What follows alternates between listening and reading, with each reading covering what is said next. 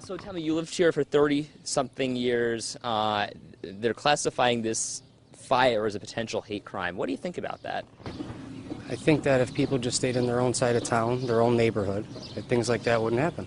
Tell me what you mean by that. Well, every race and color has their own section of Buffalo almost, so if they just stay on their own side, things like this wouldn't happen. People in these neighborhoods don't want those type of people moving down here and ruining the property value and destroying the neighborhood, so when things like that happen, it shouldn't be such a shock. What do you mean by those types of people? Minorities, African Americans. So are you suggesting that they should stay on the east side rather than coming here to South Buffalo? Well, they've already wrecked the east side. Why should they come down to the south side and wreck that neighborhood? Do you think that by saying these things, people on the other side of the city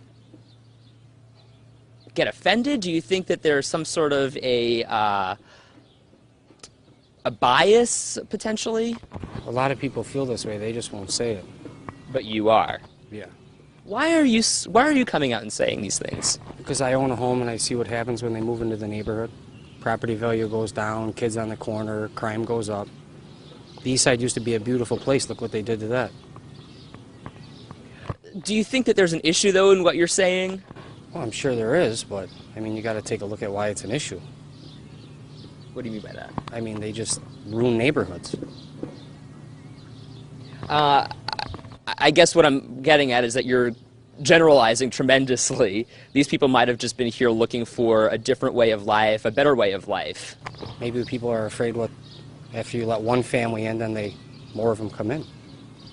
You know, that's just how it is around here. All right. Do you think there's anything wrong with what you're saying? I don't feel there's anything wrong with it.